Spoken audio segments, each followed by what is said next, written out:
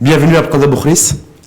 Merci Rachid de l'invitation Merci à vous. Et surtout merci de m'inviter pour partager avec vous un certain nombre de sujets qui nous préoccupent. On va partager plein de sujets. On va partager le sujet de la CGM, du climat des affaires, de la conjoncture économique, du projet de loi de finances 2020 et de la question bien sûr des délais de paiement, parce que je rappelle que vous êtes président de la commission climat des affaires, mais également président de la commission délais de paiement et financement à la CGM, la Confédération Générale des Entreprises du Maroc. Exact. On commence juste par la CGM, très rapidement.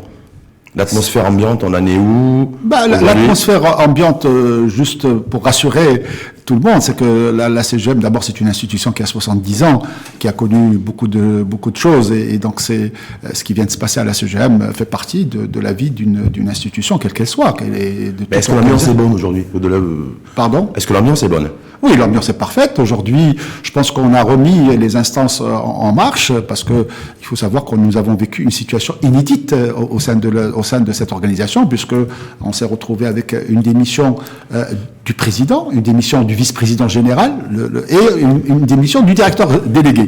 Donc ça veut dire que c'est une situation qui n'était pas prévue dans le statut. Et honnêtement, je voudrais rendre hommage à l'ensemble des membres du conseil d'administration pour dire que il y a eu quand même une vraie solidarité pour essayer de sauver l'organisation. Et aujourd'hui, tout ça est derrière nous, puisque nous orientons vers les élections qui vont se tenir le 22 janvier. Les premières candidatures, les candidatures vont arriver le 13 décembre au plus tard. Donc ça veut dire que dans les jours à venir, nous saurons quelles sont les personnes. C'est-à-dire 13 décembre, c'est la date. Parce que c'est la date des dépôts des candidatures. L'échéance. Voilà, l'échéance pour déposer sa candidature. Parce que pour l'instant, personne ne s'est déclaré. Personne ne s'est déclaré. C'est peu surprenant, non? Non, je pense que les gens. Il faut savoir que la fonction de président de la CGM est une fonction qui est engageante. C'est une fonction qui nécessite quand même un dévouement. Et je pense que toute personne, et je pense qu'il y a des gens qui sont en train de réfléchir, ils sont en train de s'organiser. Ça demande du temps. Oui, ça. Vous voulez dire? Oui, elle est engageante et elle nécessite beaucoup de temps. Je pense que ça c'est important parce que quand même c'est une organisation qui compte aujourd'hui. Et en même temps, elle n'est pas rémunérée. Bien sûr, elle n'est pas rémunérée. C'est une fonction qui est bénévole, comme tous les présidents qui sont passés et présidentes, puisque nous avons eu la chance, en tout cas moi j'ai eu la chance d'avoir passé 2 mandats avec Madame Marie Ben Saleh Shkron, que je salue et que je dirais j'ai eu le plaisir de travailler avec elle. Donc le fait qu'il n'y ait pas de candidature déclarée aujourd'hui, parce que je rappelle que vous êtes président également de la commission en charge de cette élection, la commission donc électorale. Non, je ne préside pas, je suis membre. Vous êtes membre. Voilà, je suis membre de cette commission. C'est Kadmiri Salahdine qui préside cette commission en qualité de médiateur de la CGM. Donc c'est normal pour vous. Il y a pas. Aujourd'hui, honnêtement, on a retrouvé une vie normale. Situation tout à fait normale qui n'est pas des cas. Mais simplement les critères pour vous d'un président aujourd'hui, parce que c'est le président qui va être élu le 22 janvier. Non, sincèrement, je pense qu'il n'y a pas aussi il n'y a pas de critères, de la crédibilité, mais voilà, se dire aujourd'hui, il y a eu tout, rappelez-vous, avec Saladin Mezouar, où il y a des attaques, s'il n'est pas chef d'entreprise, il n'est pas ça va être, voilà. Sincèrement, je pense qu'il n'y a pas, je ne peux pas donner une définition de celui qui. Non, mais le portrait pour vous. Ni du portrait. La seule chose que je pourrais dire, c'est qu'il faut juste qu'on garde une certaine indépendance, une certaine étanchéité par rapport au monde politique. Je pense qu'il y a le monde des affaires et il y a le monde politique. Voilà. Alors, aujourd'hui, nous avons une passerelle. La passerelle, on a des représentants qui sont à la Chambre des conseillers. C'est eux qui sont notre relais au niveau du monde politique. Il faut que les choses s'arrêtent là. Et je pense que quand je dis ça, je pense que les personnes se reconnaîtront. Est-ce qu'il serait bon d'avoir un vrai chef d'entreprise? Bien sûr. Que le 22 janvier, la CGM soit dotée d'un président. Il faut qu'on ait un capitaine du monde des affaires. Que ce soit un capitaine de l'industrie, un capitaine du service, parce que j'en parlerai tout à l'heure dans le débat. Aujourd'hui, il n'y a plus que l'industrie, il y a le service, qui sont aussi importants parce qu'on se focalise trop sur l'industrie. Mais je pense qu'on a besoin d'un capitaine aussi bien qui est issu du monde de l'industrie que du monde du service. Et je pense que pour moi c'est la seule recommandation que j'attends. En tout cas, j'attends qu'on ait une personne qui puisse assumer. C'est une charge qui est importante et exposante. Je pense que surtout avec les défis qui s'offrent. Voilà, avec les défis. Je crois que le dernier défi qui a été aussi relevé par Madame Mouli Ben Saleh, je prends le dernier mandat parce que son mandat de si Salah Eddine Mzouar n'a pas été fini, mais le mandat qui a été terminé, c'était un mandat où on a introduit la notion de diplomatie économique. Et c'est une nouvelle trajectoire que la CGM a prise et qu'elle a assumée avec responsabilité. Qui était nécessaire aussi parce que qui était nécessaire parce que d'abord il était en phase avec la politique qui a été déclinée par Sa Majesté et l'ouverture que Sa Majesté voulait en faire aussi bien sur l'Afrique que sur d'autres pays. Donc pour vous, en tout cas, il faut l'attendre le 22 janvier. Il y a plus de chances d'avoir une nouvelle présidente ou un nouveau président? Aujourd'hui, c'est ouvert. Je pense aujourd'hui c'est ouvert. À partir du moment où on a eu la chance d'avoir une présidente pendant 2 mandats, ça veut dire que nous avons des femmes qui sont comme des hommes qui sont capables, disons, d'assumer cette responsabilité. Et la preuve, c'est que Mme Mariam Ben Salah Soukran a bien rempli cette fonction.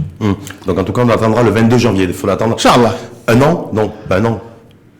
Parce qu'on dit on change d'année, non. Mais ah oui, l'année prochaine. Ça sera l'année prochaine. On passe au lourd. Après l'entrée au plat de résistance. Bien sûr. Alors, il y a à la fois la conjoncture économique, marquée par le projet de loi de finances 2020, et voir un petit peu le point de vue et perception de la CGM, maintenant que ça a été, même si ça a déjà été adopté le premier volet à la Chambre des représentants, et le climat des affaires, marqué aussi par le rendu de l'étude qui a été menée par le Haut Commissariat au Plan. Alors, on commence par quoi pour vous? Non. Parce que là où il y a le plus de choses à dire, en fait, j'ai l'impression que c'est pas le plus grand chose à dire. Moi avant de parler de conjoncture et de chiffres, si vous permettez, Rachid, je voudrais quand même qu'on rappelle certains constats. Le premier constat, c'est que toutes les politiques qui sont aujourd'hui mises en place ont été réfléchies et pensées sous l'ère industrielle. La révolution industrielle. Sauf qu'aujourd'hui, on est dans une autre économie. L'ère industrielle, pour rappel, son postulat, c'était basé sur je dirais, la ressource infinie, les ressources naturelles infinies, le pétrole et ainsi de suite. Ça, c'était l'ancien monde. C'est l'ancien, mais nous sommes en train de basculer. Et je regardais dans une étude récente que en 250 ans, nous avons consommé 80% de ces ressources naturelles. Il en reste 20%. Sauf que la population est passée de moins de 1 milliard à 7 milliards. Donc ça veut dire qu'il va y avoir un réel problème. Ça, c'est le premier constat. Ça veut dire qu'il faut qu'on change de paradigme pour réfléchir sur la nouvelle conjoncture ou sur le nouveau modèle. La deuxième chose, c'est que le deuxième constat, c'est qu'on n'est plus dans une économie de propriétaires. On est dans une économie d'usagers. C'est-à-dire basé sur le partage. Un monde ubérisé. Voilà, le partage. Ça, en fait, voilà, le partage. Donc ça veut dire quoi ça? Ça veut dire que par rapport... Donc c'est intéressant. Par rapport au projet de loi de finances 2020, est-ce qu'il y a cette prise de conscience? Est-ce que ça transpire dans ce projet de loi de finances 2020? On en parlera du projet de loi de finances, mais je pense qu'on ne le retrouve pas aujourd'hui, parce que d'abord, vous savez que ce problème de l'économie partagée ou de cette ubérisation pose des problèmes à toutes les grandes nations. Oui. Rappelez-vous, on vient juste de régler le problème, l'Union européenne vient juste de régler le problème avec les GAFA sur la fiscalité, parce que c'est... On l'a réglé aussi parce qu'on a décidé de ne pas taxer les GAFA. Voilà, bon, on a tourné le dos. Mais sauf que on va arriver à mettre en place des politiques, que ce soit politique fiscale ou toute autre politique, en phase avec ces constats que je viens de faire. C'est-à-dire que vous considérez, c'est intéressant, parce que je rappelle que vous avez été aussi pendant 2 ans président de la commission fiscalité sous la présidence de Mme Ben Salah. Vous le précisez aujourd'hui, c'est climat des affaires, financement et délai de paiement. C'est que vous regrettez aujourd'hui l'absence dans le projet de loi de finances 2020 et la nouvelle vision, nouvel horizon, l'absence de vision fiscale concernant l'économie numérique. Parce que c'est ça en fait. Bien sûr. Ce que vous êtes en train de dire. Et c'est effectivement le grand absent de ce projet de loi de finances 2020, c'est une fiscalité sur l'économie numérique.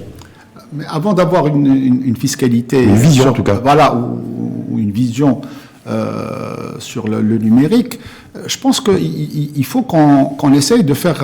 parce que la fiscalité, elle est en phase avec notre économie. On peut pas non plus faire des bons énormes. L'Europe, effectivement, elle a fait des bons. Nous, on a une réalité. Si vous voulez qu'on parle de fiscalité, d'abord, il y a une réalité du terrain. Donc, il faut qu'on compose avec cette réalité du terrain. C'est quoi cette réalité du terrain, Rachid? C'est qu'aujourd'hui, si on veut mettre en place, parce que vous m'interpellez sur la loi de finances et sur la fiscalité, si on doit réfléchir, on doit tenir compte de la réalité du terrain. Nous avons dans un terrain qui est rempli d'informels, nous avons un terrain où il y a de la sous-facturation, nous avons un terrain où il y a de la contrebande, nous avons un terrain où il y a une confusion de patrimoine personnel et de patrimoine professionnel. Donc, on doit composer. C'est vrai que vous pouvez y ajouter aussi, il y a aussi sur le terrain des fraudeurs. Bien sûr. Quand je dis informel de la sous-facturation, c'est de la fraude. Hein. Donc, je regardais récemment dans une déclaration de notre ministre des Finances, c'est Mohamed Chaboul, la semaine dernière, qui disait que 80% des contribuables sont dans la non-conformité. Ouais. C'est un constat. Donc ça veut dire quoi? Ça veut dire que nous sommes dans un contexte exceptionnel. Et quand on est dans un contexte exceptionnel, il faut qu'on ait une politique exceptionnelle. Il faut qu'on ait des mesures exceptionnelles. La seule différence, c'est quoi aujourd'hui? C'est que nous ne sommes pas d'accord sur ces mesures administrées. C'est ça. Le constat, malheureusement, comme on dit en arabe, tchris, il est fait par tout le monde. La seule chose, c'est qu'on n'est pas d'accord sur les remèdes qui sont aujourd'hui administrés. Donc, il faut qu'on C'est-à-dire, quand vous dites ça, vous dites, bien sûr, au niveau de l'organisation patronale, vous n'êtes pas d'accord avec quoi? Concrètement aujourd'hui? Non, on n'est pas d'accord. On n'est pas d'accord avec quoi? On n'est pas d'accord parce que d'abord, c'est la forme, c'est comme pour la facturation électronique, on nous a pas prévenu. D'abord, il n'y a pas de cohérence. Je suis désolé, il n'y a pas de cohérence dans les politiques fiscales aujourd'hui. Et c'est pour ça que nous regrettons, en tout cas au niveau de la CGM, mais même au niveau de beaucoup d'organisations professionnelles ou même des partis politiques. Qu'est-ce que nous regrettons aujourd'hui? C'est que nous regrettons que cette loi de finances soit venue avant qu'on ait la loi cadre ou la loi de programmation fiscale qui est issue des recommandations. Je voudrais rappeler quand même que cet événement ou cette grande messe qui était les Assises nationales de la fiscalité, qui étaient les 3e assises en concernant la fiscalité, on a eu la chance de regrouper toutes les composantes de notre société, les administrations, les universitaires, les professionnels, tout le monde était là, les partis politiques, les syndicats, tout le monde était là. Et on a eu honnêtement, j'ai eu le plaisir d'être membre du comité scientifique de ces assises, et on a eu droit à des contributions de qualité de la part de toutes ces composantes. Donc ça veut dire, et nous sommes sortis avec des recommandations qui étaient en phase et qui donnaient des réponses à l'ensemble des préoccupations des personnes qui ont contribué, qui ont participé. Donc, qu'est-ce qu'on attendait? Logiquement, on attendait qu'on ait d'abord la loi de programmation fiscale ou la loi cadre qui nous donne une visibilité sur 5 ans. Et derrière, la loi de finances pour 2020. Pourquoi on l'a pas eu selon vous? Vous avez discuté avec Mohamed Mtchaboun, qui est venu à la CGM. Bien sûr. Alors, elle est dans le circuit. Elle est dans le circuit. Sauf que. Parce qu'il faut du temps aussi, non? Là aussi. Oui, mais il faut du temps. Ça m'amène quand on veut parler de conjoncture, ça m'amène à parler aussi de deux constats importants. Deux notions importantes. La confiance, parce que la loi de finances veut restaurer la confiance. Donc ça veut dire qu'on a un problème de confiance, une part de confiance. La deuxième chose, c'est un problème de gouvernance. Parce que si cette loi de cadre ou cette loi de finances, cette loi de programmation fiscale n'est pas aboutie, c'est qu'il y a un problème de gouvernance quelque part. Et sur le problème de gouvernance, il y a un problème aussi au niveau du secteur privé. Il y a un problème aussi au niveau du secteur privé, du monde de l'entreprise. Non, on reviendra. Quand je dis un problème de confiance, ça il concerne aussi bien le secteur public que le secteur privé. Mais permettez-moi juste de dire qu'en matière de confiance aujourd'hui, il faut qu'on essaye de redonner envie aussi bien à l'individu que vous êtes, que je suis, de pouvoir dépenser de l'argent, à l'individu en tant qu'entrepreneur de pouvoir investir, de pouvoir entreprendre. Aujourd'hui, on n'a pas cette envie de le faire. Alors, pire que ça, Rachid, on a aujourd'hui un constat dramatique, c'est que les gens de différentes couches sociales, de toutes les couches sociales, aujourd'hui, ont un seul objectif, c'est de quitter ce pays. Et je pense que on peut pas laisser notre pays dans cette situation. Et c'est pour ça qu'il faut qu'on change de gouvernance, de mode de gouvernance, pour ramener cette confiance. Parce qu'il suffit pas de mettre des mesures. C'est pas la confiance ne vient pas uniquement avec des mesures fiscales, ni avec des mesures, je dirais, introduites dans certains textes. La confiance vient d'abord par l'exemplarité. Il faut que l'État soit exemplaire. Exemplaire, ça veut dire quoi? Ça veut dire il faut qu'on abandonne cette hésitation, ces lenteurs que nous avons dans l'adoption d'un certain nombre de textes fondateurs de notre société. Oui, mais parce que c'est pas évident. On peut pas continuer de tourner le doigt à des réformes de textes fondateurs. Chaque fois, moi je fais référence, chaque fois quand je vous entends dire ça, la mise en place de la facturation électronique. Il y a eu, c'était porté par la Direction Générale des Impôts, qui s'est et ça alors, c'est une disposition aussi qui devait renforcer la transparence et qui permettait effectivement à tout à chacun de pouvoir jouir d'une citoyenneté fiscale. Et personne n'a voulu jouer le jeu, y compris même au niveau de la CGM, où il y avait une position très ambivalente du patronat à cette époque-là aussi, je m'en souviens. Oui, c'était janvier 2019. Voilà, c'était en début d'année. C'est pas longtemps.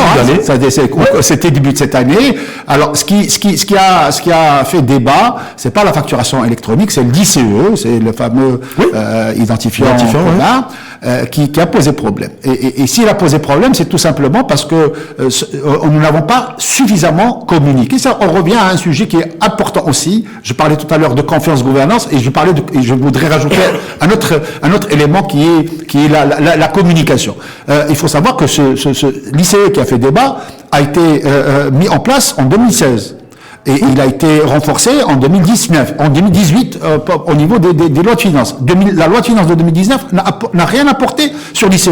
La seule chose, c'est qu'en 2018, on avait dit que ça sera appliqué en 2019, 1er janvier 2019. Donc ça veut dire qu'on n'a pas suffisamment communiqué et nous n'avons pas... Mais là, c'est pas que l'État, c'est peut-être aussi la CGM qui n'a pas suffisamment communiqué. Non, tous les corps intermédiaires aussi n'ont pas... Je pense que l'ICE est quelque chose qui est indispensable pour pouvoir justement, comme vous l'avez si bien dit tout à l'heure, on a des fraudeurs, on a des gens qui essaient de contourner la loi. Dans tous les pays du monde, il y a des fraudeurs, c'est pas qu'au Maroc. Probablement qu'au Maroc, il y en a un peu plus, parce que, comme je le dis, un peu plus, mais en tout cas, voilà, quand j'entends que le ministre dit il y a 80% de contribuables qui sont dans la conformité, donc je pense que nous sommes pas dans la moyenne internationale, nous sommes dans une moyenne qui est supérieure à la autre. Mais donc, à un moment aussi, il faut qu'il y ait une prise de conscience. On peut pas continuer à dire, il faut que l'État communique beaucoup plus, il faut que le citoyen, que l'entreprise soit réellement citoyenne. Parce que moi, quand je vois aujourd'hui, par rapport au projet de loi de finances, 2020, les propositions de la CGM, avec ce président par intérim, et la visite de Mohamed Benchamoun, je me dis, mais le patronat n'avait quasiment rien à proposer. Quelle était sa vision, y compris la vision fiscale du patronat, ne serait-ce qu'à la lumière de ce projet de loi de finances 2020.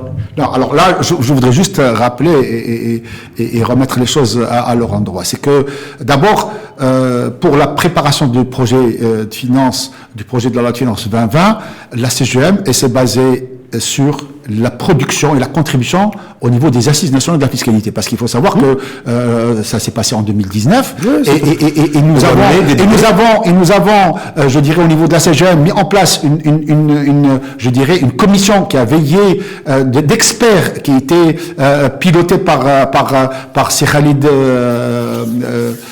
Chdadi, qui était vice-président de la CGM, par Si Mohamed Hadid et par moi-même. On était trois qui pilotons avec un comité d'experts. Et nous avons saisi l'ensemble des composantes de la CGM. Et nous avons produit. Donc, ce qui a été produit aujourd'hui pour la loi 2020, c'est pas quelque chose qui est issu du dernier, je dirais, conseil d'administration de la CGM. C'est quelque chose qui a été pensé. Et nous avons donné, parce que malheureusement, vous avez listé, si je dois vous lister, est-ce qu'il y avait une mesure phare? Moi, j'ai rien retenu de mesure phare en matière de fiscalité, parce qu'on reste sur la fiscalité. Bien sûr. Pour ce projet de loi de finances 2020. Vous avez en fait la part belle de dire oui, effectivement, Mohamed Benchamoun, nous on regrette qu'il n'ait pas mis en place cette loi cadre, et ce qui était prévu au lendemain des assises de la fiscalité pour donner de la visibilité aux entrepreneurs et aux chefs d'entreprise au moins sur 5 ans, parce que c'était l'engagement qui avait été pris. Mais en même temps, le patronat, quelle mesure phare? Non, il n'y a pas de mesure. Je vois Bachiri, le président par intérim, qui dit ouais, nous on aurait aimé avoir une IS à 25. Alors c'est pour ça qu'on ne sera pas d'accord, parce qu'il n'y a pas une seule mesure. On ne peut pas dire une mesure phare. Il n'y a pas de mesure phare. La mesure phare, c'est-à-dire on est là pour construire un système fiscal qui puisse aboutir, parce que la fiscalité, il ne faut pas oublier que la fiscalité, c'est quand même le nerf de la guerre en matière budgétaire. C'est-à-dire que si on touche à la fiscalité, on touche à l'équation budgétaire. Et donc forcément, on peut pas mettre en place des mesures qui vont impacter le budget de l'État. Ce que nous demandons, et si vous voulez la mesure phare, c'est que nous avons demandé à ce qu'on puisse avoir un engagement de l'État pour que, à horizon 5 ans, ou à horizon 3 ans, ou à horizon 5 ans, qu'on puisse au moins arriver à pouvoir avoir un IS, par exemple, à 20%. Ça a été marqué. Sauf que, aujourd'hui, qu'est-ce qu'on nous dit? On nous dit, oui, dans la loi de finances, les activités industrielles seront capées à 28%. qui feront moins de 100 millions de dirhams de résultats. Et à terme, sans donner de date, à 20%. Oui, mais les activités industrielles. Oui. Ça veut dire le secteur productif. Oui, mais non, l'activité industrielle a été définie dans l'article 19, justement, qui est proposé au niveau de cette loi de finances. L'activité industrielle exclut un certain nombre, je dirais, le service exclut beaucoup de gens. Donc ça veut dire que on est en train, tout simplement, de continuer. Et je l'ai dit tout à l'heure, c'est pour ça que je voulais rappeler cette notion que toute notre réflexion est encore basée sur la dernière révolution industrielle. Mais c'est fini, Rachid. Aujourd'hui, comme je dis, nous sommes dans le partage, nous sommes dans le service. Aujourd'hui, le service compte aussi, comme je voudrais juste rappeler, le Maroc a été quand même précurseur il y a 10 ans dans le cadre du plan émergence où on est parti sur l'offshoring. On a essayé de mettre en avant l'offshoring et vous avez vu le résultat que nous avons. Il est satisfaisant aujourd'hui. Oui, mais on aurait pu faire mieux. On est en deçà des objectifs qui avaient été fixés. On est en deçà le mérite d'avoir l'offshoring. Mais je rappelle que dans le projet de loi de finances, il est maintenu l'exonération de l'IS sur l'offshoring les 5 premières années. Oui, bien sûr. Donc on continue. C'est-à-dire l'offshoring, ceux qui sont installés dans certaines zones. Je crois que si vous voulez qu'on parle de ce sujet-là, c'est juste pour dire sur l'exportation aujourd'hui, l'offre exportable a été amputée d'un avantage fiscal qui était l'exonération pendant 5 ans et en même temps le taux à 17,5% qui était mis en place. On l'a mis à 20%. Qu'est-ce qu'on a maintenu? On a maintenu uniquement pour les activités industrielles. Pourquoi qu'elles exportent ou qu'elles vendent localement. Donc, celles-ci auront l'exonération de 5 ans et elles seront soumises par la suite à un IS qui serait au régime de droit commun, c'est-à-dire plafonné à 28%, puisque la première tranche est à 10, la deuxième tranche est à 20%, et la troisième tranche, elle est de 28% au lieu de 31%. Ça s'arrête là. Mais aujourd'hui, l'offre exportable est quand même amputée. C'est là où il faut qu'on ait. Pourquoi elle est amputée? Pourquoi Mohamed Ben Chamoun, ministre de l'économie, des finances et la réforme je pense d'abord. Il a dit les yeux dans les yeux aux exportateurs. Vous y étiez? Non, j'étais pas là le vendredi. Il aura dit les yeux dans les yeux. Voilà, je n'étais pas là. Qu'est-ce qu'il aura dit les yeux dans les yeux? En tout cas, qu'est-ce que vous exportez? L'offre exportable marocaine est en deçà des ambitions et des objectifs qui avaient été fixés aussi il y a quelques années.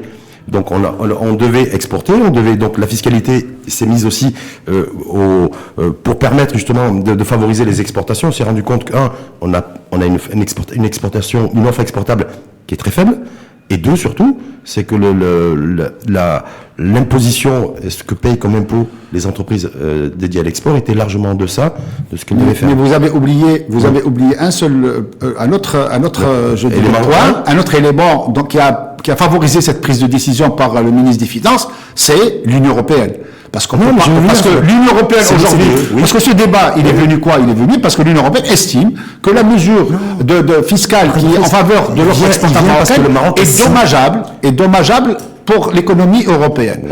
Donc, et qu'est-ce que ça veut dire quoi? Ça veut dire tout simplement qu'on a essayé de répondre. C'est vrai que si on analyse et qu'on regarde notre tissu économique et qu'on voit le nombre d'entreprises qui exportent, le nombre d'entreprises qui gagnent de l'argent et ainsi de suite. Moi, si vous permettez, Rachid, je l'ai toujours dit, moi je suis un fiscaliste. Mais je veux passer le message suivant.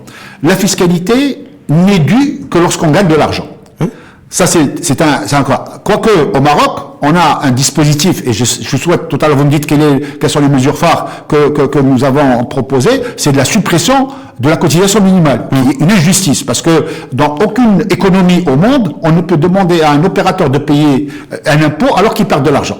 Donc, je reviens à mon idée. C'est que ce que nous demandons aujourd'hui, sincèrement, ce qu'on a besoin, c'est tout simplement donner la possibilité à nos entreprises de gagner d'argent, c'est-à-dire de conquérir des nouveaux marchés. La fiscalité est suffisamment. Vous le savez pas. Non, mais ils le font dans tous les classes. Et quand vous dites, c'est l'Union européenne, parce qu'il y avait la main de l'Union européenne sur la fin de l'exonération pour les entreprises à l'export, c'est simplement le début de la mise en application d'une convention que le Maroc a signée avec l'OCDE. C'est tout, et qui était effectif depuis le 1er janvier 2019. Bien sûr. Donc il y a rien d'extraordinaire, c'est pas l'Europe, c'est pas le diktat de l'Europe, comme j'ai vu certains confrères qui ont ça reste. C'est un engagement du Maroc auprès de l'OCDE. Il faut savoir que mécaniquement parlant, le Maroc n'est pas membre de l'OCDE. Sauf qu'il a signé des accords avec l'OCDE. Mais avant qu'il signe ces accords avec l'OCDE, c'est de l'Union, c'est-à-dire l'OCDE s'est servi de l'Union européenne pour essayer de nous faire pression. Donc juste, c'est mécanique. Et Pierre Moscovici nous l'a dit, vous assisez. Bien sûr. Il est venu à Guesta, il nous l'a dit, les yeux dans les yeux. Bien sûr. Et il y a aussi peut-être un autre enjeu, c'est que lorsque le Maroc, on a eu cette information qu'on faisait partie de ces pays, de ces 50 ou 52 pays qui font partie qui sont des paradis fiscaux. Ah bah ça, je rigole, parce qu'en tout cas, oui, la fameuse liste grise. Oui. Bon, et donc on s'est dit, il faut qu'on bouge. Là-dessus, il faut qu'on change la donne. Non, mais je pense qu'on donne beaucoup d'importance à la fiscalité, sincèrement. C'est vrai. Rachid.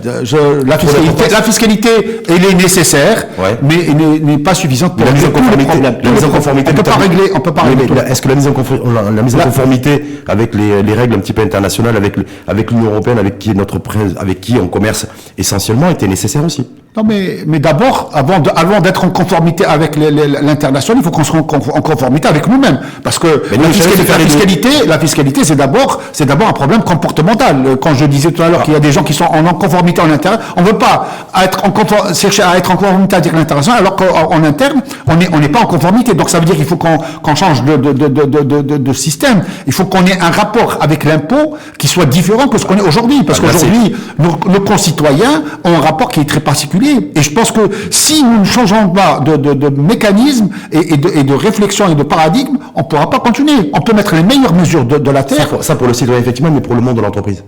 Non, c'est la même chose. Oui. C'est la même chose parce que c'est les mêmes individus avec le comportement individuel est reflété sur le comportement de l'entreprise. Quand on voit la fraude en matière de TVA, qui est important, la TVA c'est l'entreprise. Et quand on nous a annoncé un certain nombre de chiffres, je pense que c'est ahurissant. Donc c'est pour ça que, pour moi, la fiscalité, au-delà des mesures, c'est d'abord un problème de comportement. Il faut qu'on essaye d'abord de changer de comportement. Et ça, effectivement, c'est notre rôle en tant qu'organisation internationale, organisation patronale, en tant qu'organisation partisane, en tant que syndicat, on devra tous, je dirais, se mobiliser pour essayer de changer de paradigme. Sur la CGM, moi j'ai été interpellé, Abdelkader Boukhris, et je vais vous le dire vraiment les yeux dans les yeux, c'est que le patronat n'a pas été en capacité d'évoquer les situations de monopole, la fin des monopoles et la fin des rentes aussi, qui plombent, qui sont Jacques Attali disait que c'est le poison en fait pour une économie, c'est la rente,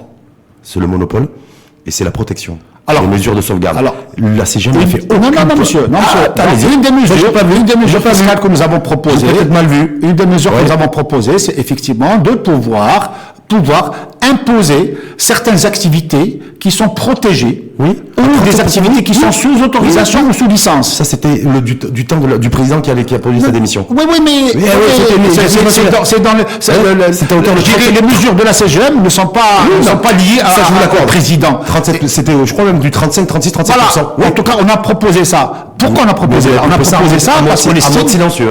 Comment non, mais ça a été honnêtement, ça a été affiché sur notre site, c'est affiché tout ça. Donc ça veut dire quoi? Ça veut dire que nous sommes des gens responsables et nous estimons que s'il y a des activités qui sont protégées et qui sont soumises à des autorisations, ça veut dire qu'elles ont moins de concurrence par ailleurs, elles doivent payer un peu plus que les autres. Pourquoi tout ça? C'est tout ça dans un cadre de solidarité.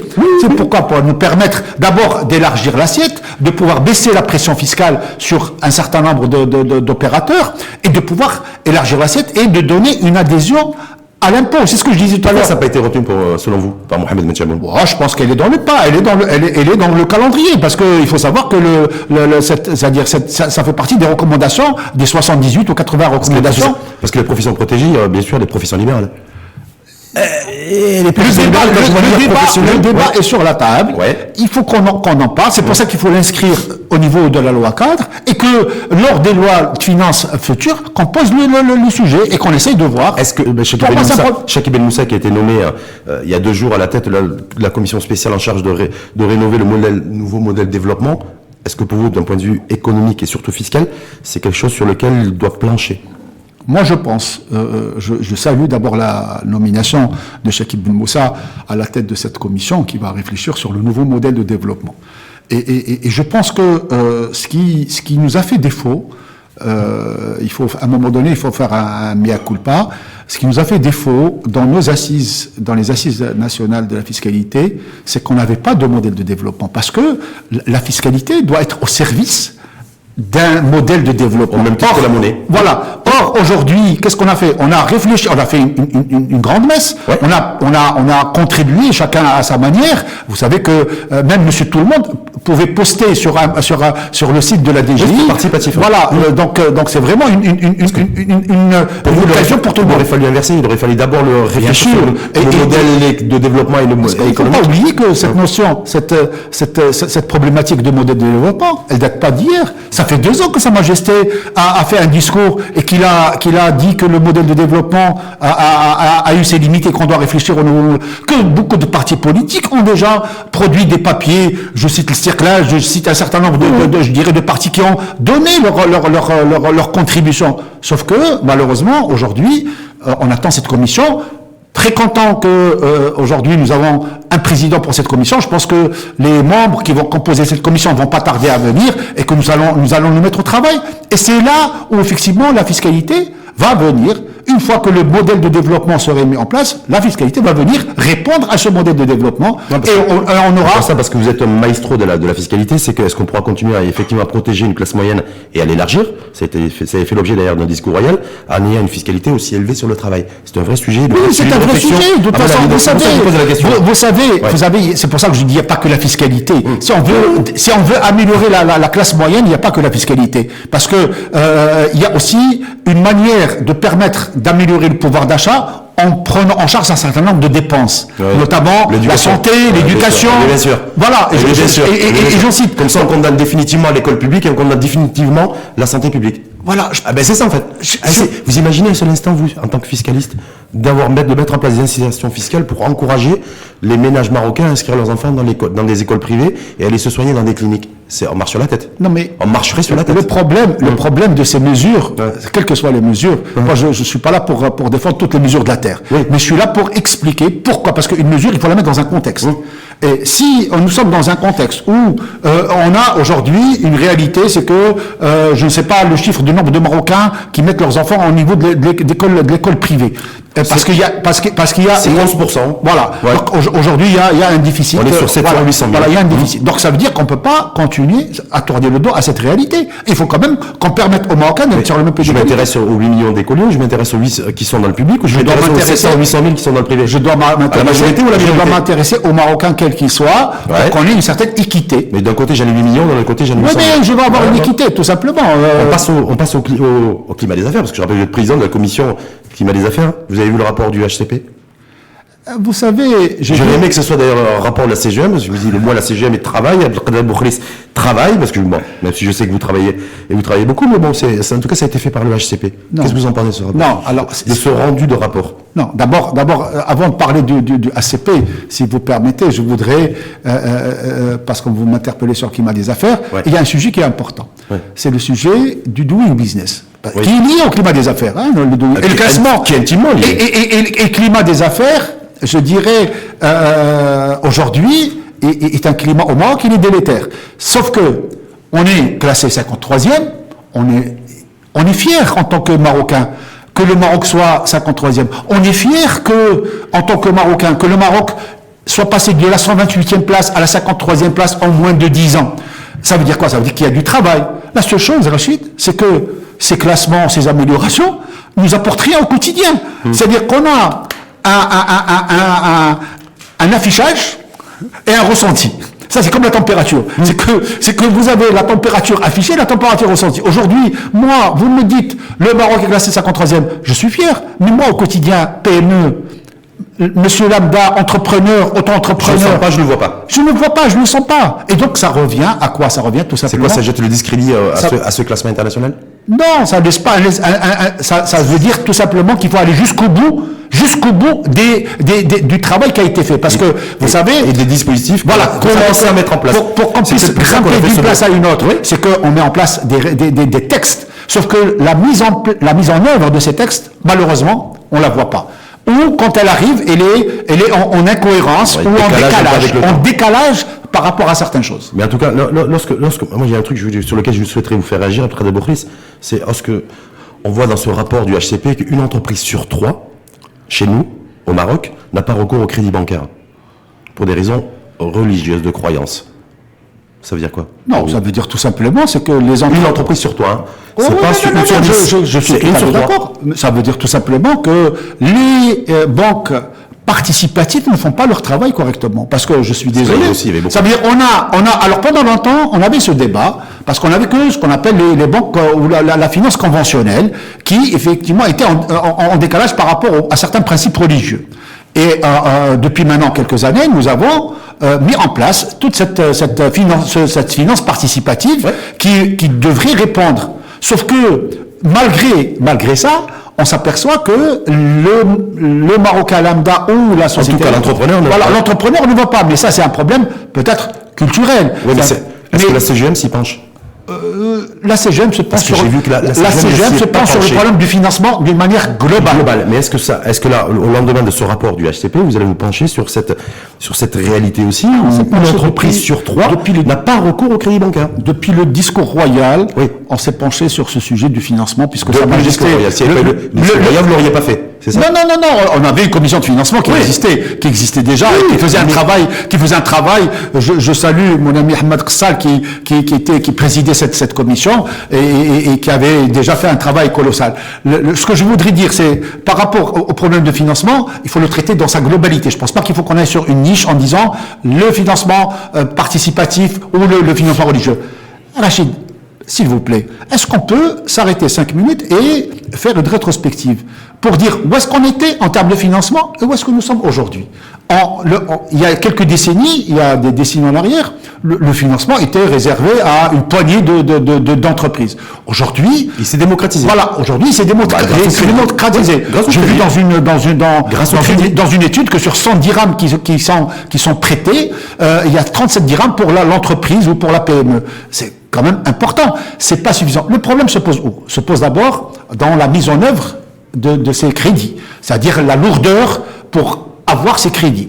Le problème se pose dans les garanties qui nous exigent. Et je pense que le discours royal a permis de se pencher sur ce sujet-là, sur les garanties. Parce que aujourd'hui, même si les banquiers, et je salue le travail des banquiers, parce que, comme je dis, depuis quelques années, ils ont développé des outils qui leur permettent d'évaluer le risque, qui leur permettent de bien comprendre. Sauf que, au moment de la signature et au moment des garanties, systématiquement, ou disons souvent, les garanties sont remises en cause par les banquiers. Et donc, on demande plus de... Donc, il faut qu'on termine avec tout ça. Il faut qu'on termine. Donc, le problème, c'est pas le crédit en lui-même. Le problème, c'est comment pouvoir avoir ce crédit, atteindre ce crédit. C'est le parcours qui est compliqué en termes de process, de procédure, de documents. Il faut qu'on simplifie un peu tout ça. La simplification, Il faut simplifier. la simplification n'est pas que dans il a besoin de la se protéger simplification aussi. n'est pas que dans la digitalisation. Vous avez aujourd'hui les banques en ligne en Europe, elles vous donnent un crédit, en ligne, crédit en ligne. Et j'ai vu l'autre jour qu'on donnait un crédit en quelques secondes. C'est même pas en minutes, en quelques secondes on vous donne un crédit. Plus on va disposer de data, plus on doit je dirais, simplifier les choses et se contenter des informations dont nous avons. Et sachant que même les fameux BAL 1, BAL 2, BAL 3, c'était dans ce sens, c'est d'aller... Les réglementations bancaires dans ce sens. Voilà, donc on doit aller dans ce sens. Pour moi, le crédit, il faut le traiter dans son ensemble. Et puis, après tout, il n'y a pas que la banque. Il n'y a pas que le financement, c'est pas que la banque. Non. Le financement, Malheureusement, c'est le marché de la dette privée, Oui. c'est la bourse, c'est le private capital equity, investissement, oui. c'est le private equity, c'est le crowdfunding. Oui. C'est le crowdfunding. Je dirais, voilà un texte qui tarde à venir. Je pense que, alors, ce qui est, je dirais, enregistré avec satisfaction, c'est que récemment, le crédit, le microcrédit, vous savez que le seuil du microcrédit est passé, je crois, de 50 000 à 150 000. Ouais, ils ont déplafonné en fait. Voilà, Ouais. voilà. Et donc ça c'est bien. Voilà des choses, des mesures, voilà des mesures qui vont permettre à des... Il faudra beaucoup plus pour faire décoller notre croissance économique, notre Ouais, modèle économique. mais c'est déjà bien. C'est enlevé. Merci en tout cas à vous et belle journée. Merci.